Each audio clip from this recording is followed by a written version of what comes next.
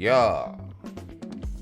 What is up, everybody? Welcome back to another episode of Top Talk with TK Breezy, where I, TK Breezy, talk to you about stuff, and my capture card is currently not working. But regardless, we're going to get right back into it. We talk about stuff. I know it's been a couple weeks. I know it's been a little while. But we're back. So let us get into the discussion of the things that people want to talk about. Let's see. There we go. I had to make sure that was good. All right. First topic of the day is from Psycho Sniping, saying, your opinion on the changing ult tier list, the distinction between a player elevating the character they play versus being elevated by the character choice, and the role of parry in top level. Parrying in top level is dope. I feel like the issue with parrying in general is that, like, what we originally thought we were going to get, like what advantage thought we'd be getting off parrying is not as big as one would expect. Parrying projectiles seems like it sucks. Some moves getting parried and you still can't, it's like still really hard to punish. So I don't know, but I think knowing how to parry is definitely great. It's one of the better out of shield options, obviously. You know, parry, jump. That's pretty much it. Parry, jump, or spot dodge, because dropping shield is entirely too long, so that's annoying.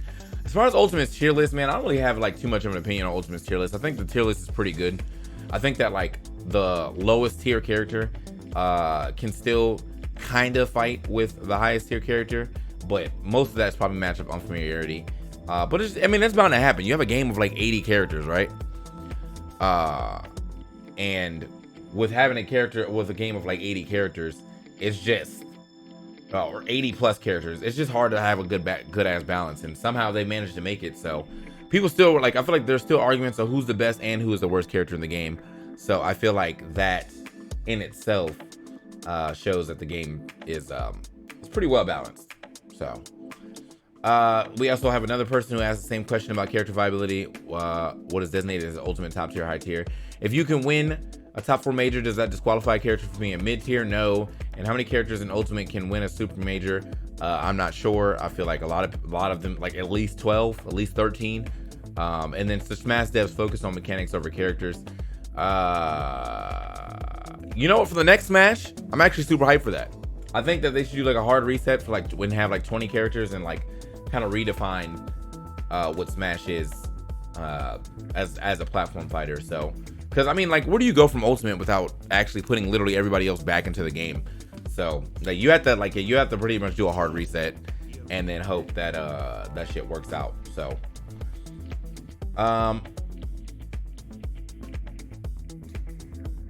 let me just keep it moving as we get a little further on. We got Faded Tim saying, thoughts on people trying to backseat people on Twitter. Saw that shit earlier this week with riddles, but honestly, I feel like this can be generalized to anything. Too many people try to act like they are in the know when they are just ignorant. Bro, honestly, I've had like a large issue with this since like the 2020 like Exodus stuff, right? Like, there's a lot of people that need to get canceled in 2020 for sure, but I was tired of people like I was tired of people acting like they were saints, like, you know what I'm saying, over like every interaction. Some people were sometimes you're gonna have an unfavorable interaction with someone, right? Like, that's just what it is. Like, I mean, if you're a guy and you're like trying to talk to girls, you could come at them at the wrong time or whatever. You could come on a little too strong, all that shit, right? And that's gonna be an unfavorable interaction. But I was tired of people, like, there would be like stories that like would come out like that, where the guy would, you know, he would come out and it would be an unfavorable interaction, but like it ended there, but it was still like too unfavorable for the woman. So therefore she, you know, still talked about it. And like, that's valid, but I was tired of people who are like throwing all these stones as if they've never made anyone uncomfortable. I think that is very, very, very annoying. I think that's very annoying. So, with that being said, I do think that people need to kind of like get around to minding their own more often than not. I feel like I have to like usually jump into, I don't have to usually jump into stuff, but I feel like if enough steam is around it, I do feel like usually for Smash events and Smash things, I have to like at least put like some 2 cents on it. But yeah, man, like throwing stones in glass houses, you're whack for that, bro. Like, come on, man. Like, we've all like in our growing years, you know what I'm saying, especially if you're around my age, you know, fucking times were different back in the day. And like, I'm glad that people of my age have grown to get with the times that there are now. But for the most part, I also think it's really weird that Smashers of all people would be the one like casting stones like they do when the Smash community is definitely not the most accepting of women in the first place, or anybody in the LGBTQ community as well, trans people, gay people, bi people, all that good stuff. And so like it's just weird to see people like be on their moral high horse while also probably still trolling in chats when like a trans person goes on stage, you know what I'm saying? So I don't know, it's weird. I mean, like, reflect within yourself before you start throwing stones is all I'm saying. Jimpachi 120 says, what are your hopes for the Diamond and Pearl remakes, and what are your hopes on takes on the Legend of Arceus? I don't care about the Diamond and Pearl remakes. I actually really do not like remakes in general. I feel like usually when I've played a game, I've played it enough to I don't really need to play it again on a newer system for more money. But I will say that Legend of Arceus game is definitely something that I'm interested in. I don't know, like from seeing how it plays out, it seems like a pretty interesting design. But I mean, after coming off the heels of Monster Hunter Stories, like that game is going to have to put in some work, because I don't know, Monster Hunter Stories was like the perfect blend of like Pokemon style gameplay with the Monster Hunter tinge, and then on top of that, like some cool strategy inside of it as well. So a lot going on with that game, and Arceus needs to be able to match, at least somewhat match that as we move further into into actually seeing that game. I'm not traveling this weekend. Do you think Amethyst ITC says, do you think the new Nickelodeon fighting game is actually going to be big competitively, or is it all hype just for a meme game? Well, I feel like from watching the gameplay, it is definitely meant to be competitive. Now, will it actually be competitive? I'm not sure. Like, it has the tools to be competitive. Wave dashing, great movement, easy to understand, hard to master tech, stuff like that. But also, I feel like there's another question here later that like kind of goes in this, so I should just kind of like put it together. But basically, oh, here it is. Marcel the Shell says, how do we as a platform fighting game community make sure we don't screw up Nickelodeon All-Star Brawls on our end? Maybe get Toph in the tag team. And then Toph asked, what do you mean by screw up? And he said, like, he brought another tweet and he was like, I'm terrified of this. And it says, I'm terrified for Nintendo or Nickelodeon All-Star Brawl because I know the right now a lot of the most toxic Smash fans are looking at the game as a savior or replacement for Smash. But all they'll do is bring their toxicity to Nick. A new game doesn't mean they won't behave differently. Okay, so I don't know where all this came from, but there's like 1 million platform fighters right out there right now. So I think that this game is going to end up making its own scene. Like, Smash players don't always gravitate to whatever the new platform fighter is. Smash players don't play Brawlhalla like that. Smash players don't even be playing Rivals like that. Slap City got some decent play, but if it isn't like Melee, Ultimate, or PM, I feel like people aren't really like gravitating to it as crazy as people be acting like. So no, I'm not really worried. I think the Nickelodeon All-Star Brawl, if anything, will end up making its own scene. And if Smashers do end up getting to the scene, sick. But like, to say that it's like Smashers toxicity is fucking stupid, because like I think Smashers live in a bubble and think nobody else deals with these issues. There's always toxic niggas everywhere, bro. There's toxic people in Tekken. There's toxic people in Street Fighter. There's toxic people in the Marvel vs. Capcom, fan base. Toxicity is just part of like competitive gaming, and it sucks. I'm not saying like we should just accept it, but like I need y'all to stop acting like it's only Smash. Like, oh man, only Smash, man. Every other game is just Saints, and Smash players are so toxic, man. What the fuck? Man, you better go play a game of League. Like, what you talking about, bro? Like, Smashers definitely can be toxic, but like gamers are just toxic in general. So like, I'm not really worried too much.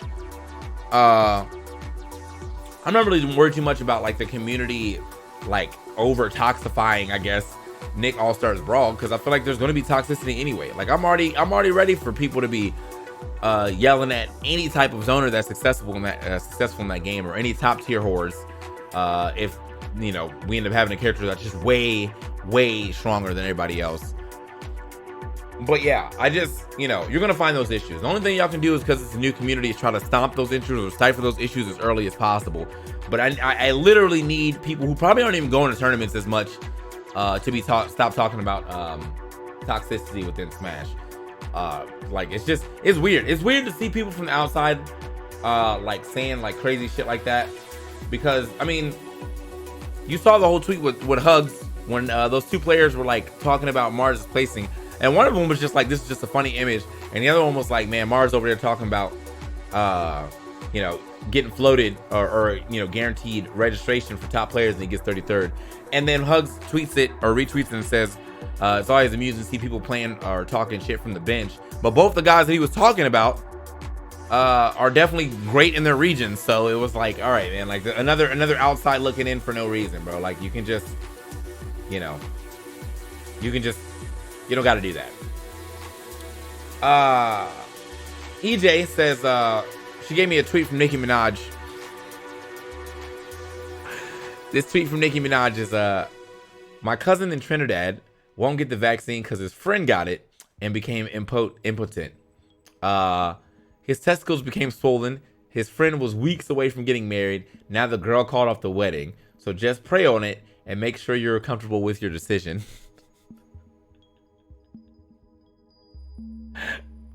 So, she definitely got Hard Ratio by King Crystal, who is part of the Read podcast. And the Hard Ratio says, your cousin's friend probably picked up an STD, but please keep going.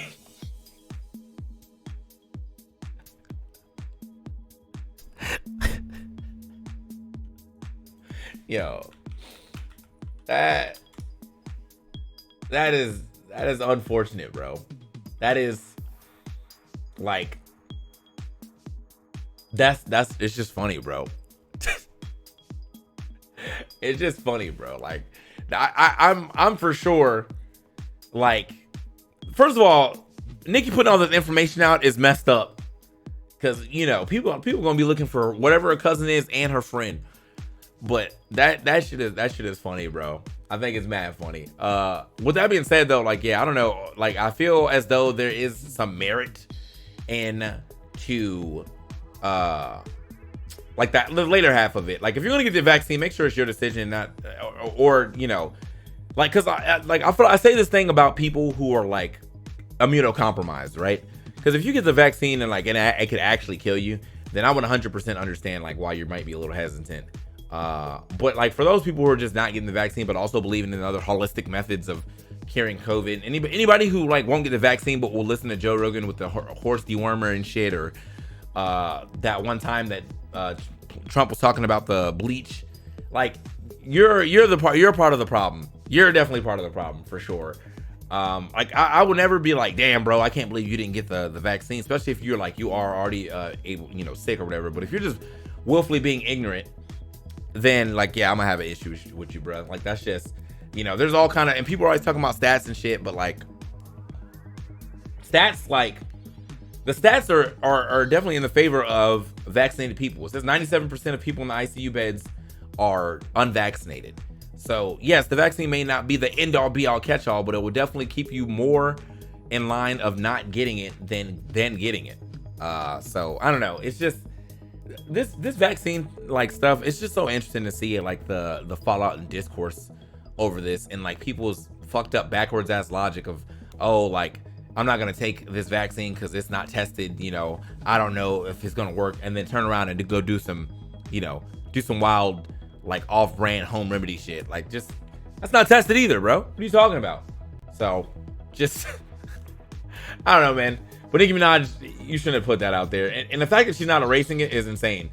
But, you know, I feel like everything stays on the internet forever. So, what can you do? You know? So the last topic that we have for today is my Riptide Experience, okay? And then the Riptide Iceberg, which I'll talk about after the Riptide Experience. But anyway, this is how my Riptide went. So first things first, it was great to see a bunch of people I have not seen in a year and a half. Like, I spent a lot of times with some of the NJ and New England people. So it was like Johnny, Ajax, Corona, and that squad, Jut. and I spent a decent amount of time with them. We were just turning up all weekend. The Cypher Night Zero went stupid for sure. We turned up all weekend, but the thing is, we were turning up all weekend responsibly. You know, responsibly. It was like anytime we were in a room, it was like us and anybody that was over 21, but it was mostly people that were like, you know, it was like 25s and up. If someone like came to the room and they brought someone and that person wasn't 21, we kicked them out. Like, you know what I'm saying? And it wasn't like we were getting like blasted either. Like, we were just, you know, getting nice little buzz and hanging out. So that part was good. That part was great. The first day of tournament was the squad strike stuff and the double stuff. I really like watching doubles. I don't too much like watching squad strike until like the very end, but squad strike was definitely dope for sure. A lot of hanging out, again, a lot of meeting new people. Took a lot of pictures. I got my controller finally got fixed.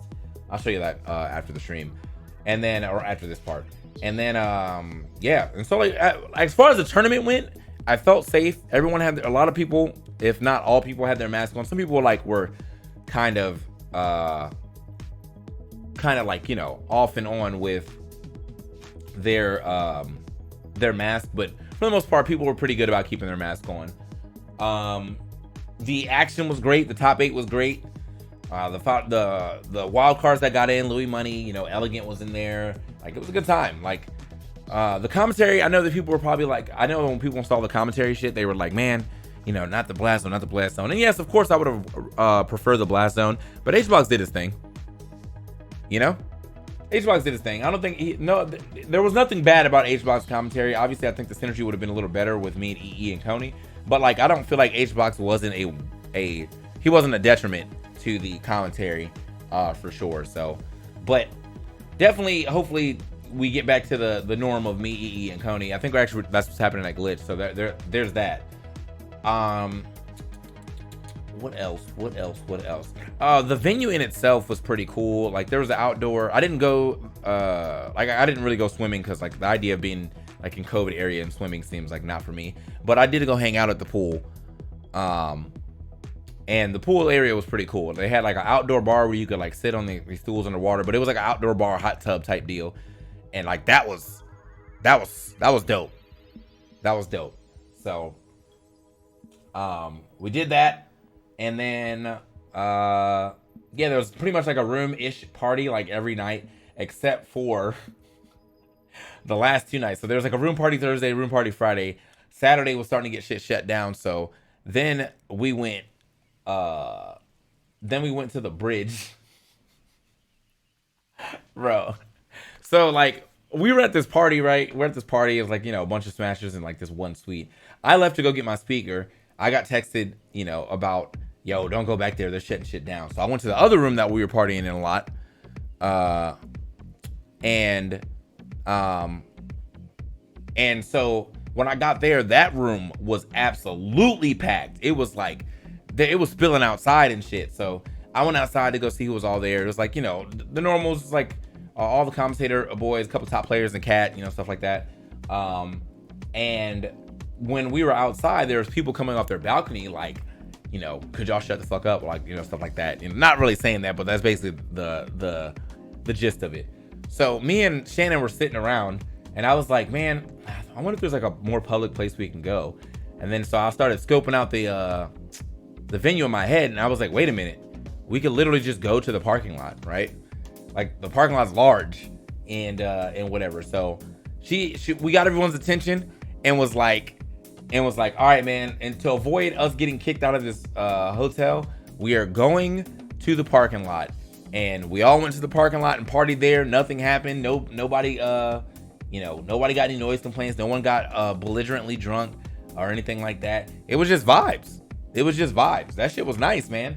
So it was nice to be able to get that to go. And then we did that 2 nights in a row. We did that the first night. We did that on Saturday, and we did it on Sunday night too. It was a little more secluded Sunday night, but for the most part, man, it was actually vibes.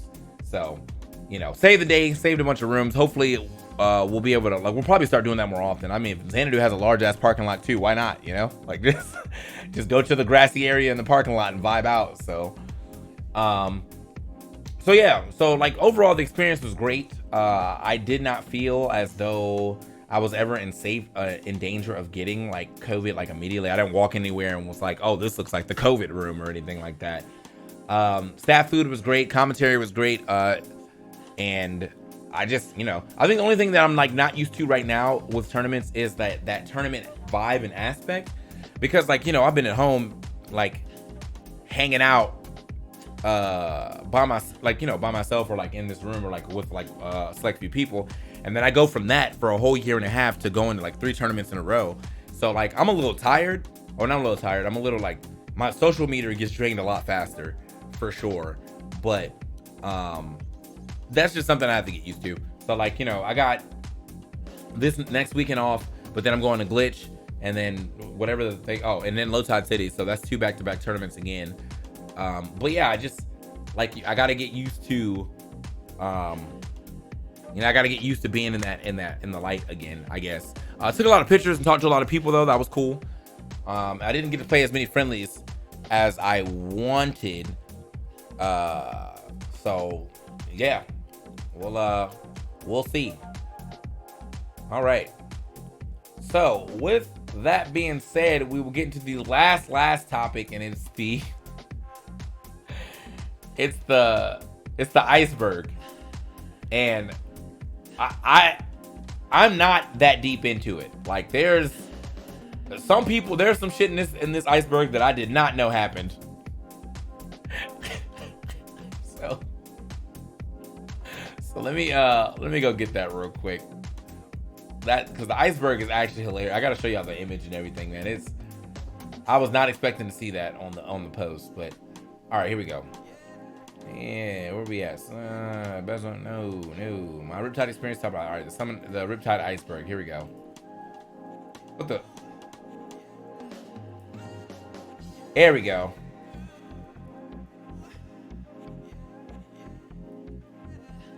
Okay, so this is the first Iceberg. Kane's not open. EE Straw 69 sticker. Godzilla the food. Gorilla painting. Aaron invaded room, party lot, squids room, all that good stuff. All right, but this is the second Iceberg. So on surface level, you had Godzilla, the Gorilla, Sin, Cola, and Mars drown, Game 4 Leo, and Point 9 knockback. So Godzilla, I got a picture with him. That was lit. Godzilla was that boy for sure. The Gorilla was in like 98% of the rooms. So I feel like if you didn't have a Gorilla in your room, you actually got bad luck. Except for IBDW, apparently he didn't have a Gorilla in his room, and he won Melee. So maybe it was good luck or bad luck. But the Gorilla is the homie, bro. Like if you didn't get a picture with the Gorilla, bro, you're like, you didn't really go. You didn't really go to Riptide. Like you had to get it. Yeah, I saw people were buying it too, so that's funny. Sin, Cola, and Mars drown. Well, they didn't really drown. They got out of pools. They just didn't get further into the bracket. So that's unfortunate for them, though, especially Mars, because Mars. Everyone expects Mars to hit top 8 all the time, but he didn't actually do that. Game 4 Leo was definitely a thing again, or Game 3 Leo actually, to turn into Game 4 Leo. And this point not knockback, man. All right, so I saw a lot of people like tweeting jokes about it, and whatnot, but I didn't know if that was actually a thing or not. But after I started seeing mad people, like talking about it, I went to, like, before top 8 started, I definitely went to go check the main setup to make sure it was at 1.0. And for some reason, everyone's DI was so good, even on the main stage, that it still looked like it was 0.9. Like Xbox went up there and rechecked it. So that's the surface level. That's the surface level of Riptide. When you go beneath the surface, you got the cat smash GG glitch. I actually didn't know that. I thought he just didn't wake up in time, and didn't care, because I did see that the cat got double DQ, and I was like, oh, maybe he just didn't wake up in time. He don't care. Applebee's, I'm not sure what's that about. Outside of people talking about it was microwave food. Now he got finessed. Rip. The gay orgy, I heard about that, and it's like, I heard about it on the last night. So that was, but like, obviously everyone was like, that didn't really happen. People were just making up, like, making up shit. And, you know, that's fair. No half-price apps at Applebee's. Wow. Man. He didn't wake up in time, pretty sure, from the screenshot. Oh, okay. So, like, they gave him the wrong time, and so he was going to wake up the time he was told. So, yeah. That obviously that didn't happen, but even if it did happen, who cares? Like, as long as these people are consenting adults, then, like, I'm not going to be all up in their business. If 4 or 5 gay people at one tournament decide, hey, man, we're going to have sex at this tournament, and they're all consenting and of age, okay. Like, what the fuck that got to do with me? Like... Like, you know what I'm saying? Like, people just be ready to be in other people's business so hard. So yeah, you know, the knock Yumu versus Gabriel. I don't know what that's about. The bridge party. Thank you. Bridge party was lit. Definitely made it happen. We wanted to make sure we didn't get kicked out. So bridge party it was. Paper set forums, don't know what that's about. Aaron going into everyone's room, that seems like something he would do. 6 Robs in top 64 doesn't really seem like a surprise to me. Rob is a very busted character, so I'm not sure why we're talking about Rob as if they're not a busted character. That character is dope. DeBuzz Juan? DeBuzz Juan what?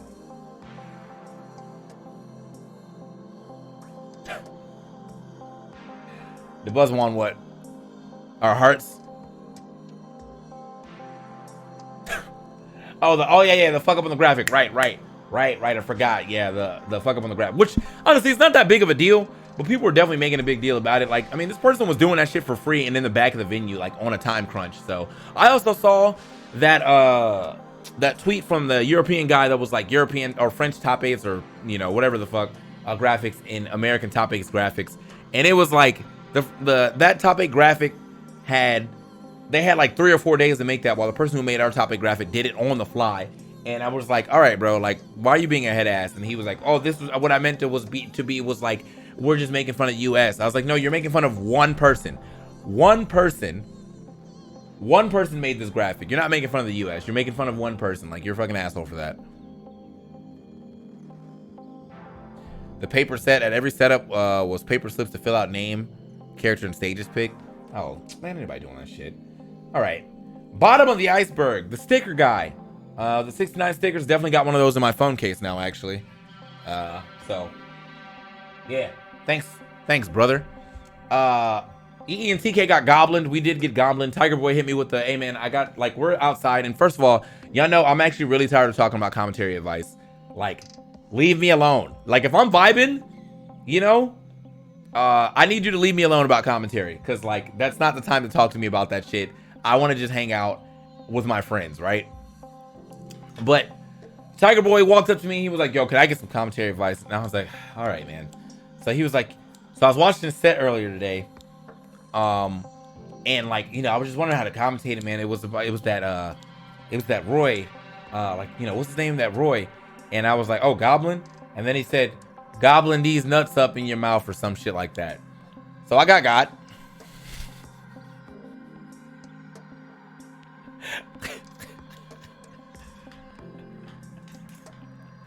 So I got.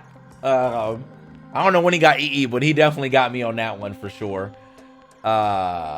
Squig's room got shut down. The calming room, I didn't see or hear anything about that until the last day. But if that is a room, then whatever, man. Like, I don't know. Like, sure, He got EE on Twitter. Rip.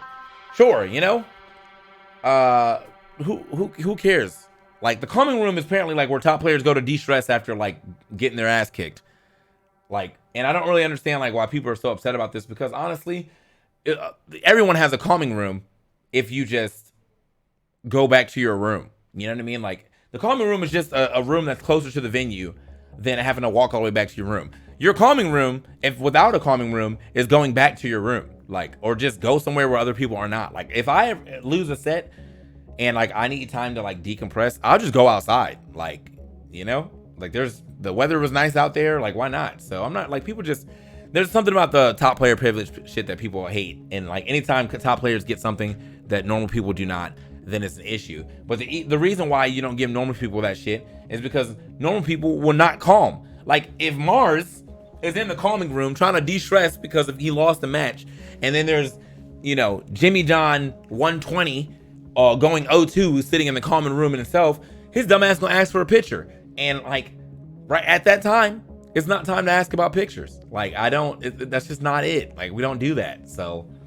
yeah, just I don't know, man. Shit is like, it doesn't bother me. I do think that, like, you know, it doesn't bother me because I feel like this is like a small level of entitlement. I do not like top player privilege as much because I feel like top players get away with a lot of shit that other people wouldn't.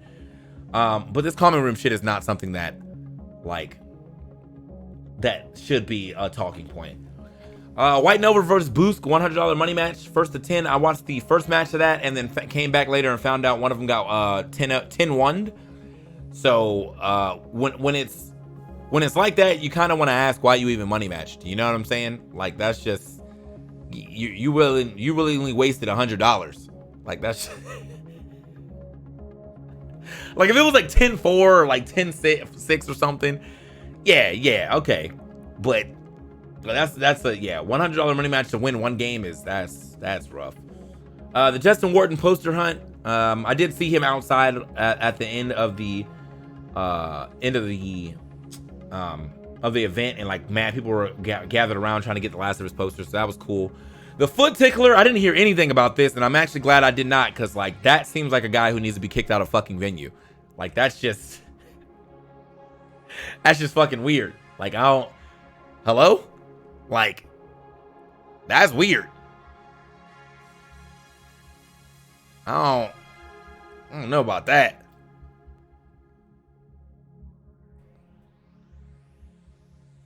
That is just, yeah, man. Like, just that's invading personal space in an area where like you should not be, man. Touching people's feet, just like, come on, man. Like y'all gotta have some level of y'all gotta know each other, bro. So, and then we got vomit near Aaron's food. I didn't hear anything about that, but I bet you it was his own, bro. Don't believe the hype. We got Pinkie Pie over Xbox and Wriggle Worm toys for TOs. I'm not sure why is this part of the iceberg like this. All right, and then the abyss is the dick brick. Piss comes over TM4. Doodoo Chan punched a cop. Every Riptide experience is personalized, and I think that last part is definitely facts. I think everybody, depending on the level, which way you went into Riptide is the way that you're gonna come out of Riptide. But people who are coming around looking for trouble got trouble. People who are coming around looking to meet up with their homies, then they, you know, they met with their homies. People who came to play, they got to play, you know? I think it really depends on what you wanted to do with your Riptide experience. But I will say that Riptide in itself was great. Riptide or SNS after it happened. I never went to SNS, so Riptide. And the reason why I say I never went to SNS because I do not like the head TO for SNS. That Josh. I love Josh. PG Josh is great. SNS Josh is ass. But PG Josh is godlike. So we yeah, man, we covered the iceberg. That was all the cool stuff that happened at, well, I won't say all that shit's cool, but that's all the stuff that happened at Riptide. I'm looking forward to, you know, going to Glitch 2 to like hang out with the homies again. The bridge party was super lit. We'll probably find out a way to do that again at fucking Glitch, because we'll all stay at the same hotel anyway. So now we just do a what is that? Oh, I'll say a parking lot party, you know? Just something that's gonna allow us to sit and vibe and like be, you know, loud without causing a bunch of issues with staff. So yeah, so that's gonna be it for Topic Talk, man. Thank you for all the great topics. I will try to get at least one out a week now. I've been definitely slacking, so that's on me. But let's go ahead and get these Topic Talks back rolling. If you like what you heard, make sure you leave a like and comment below. Also, you can watch earlier Topic Talks just by going through my videos on my YouTube. Make sure you come to the Twitch at twitch.tv/TKBreeze and hang out when I am doing stuff live, because that is basically, you know, Twitch is my jam. And then I'll see you guys on the mic at another event very soon. But until then, also see you in another Topic Talk. Have a good one. Stay safe, wear a mask, and peace.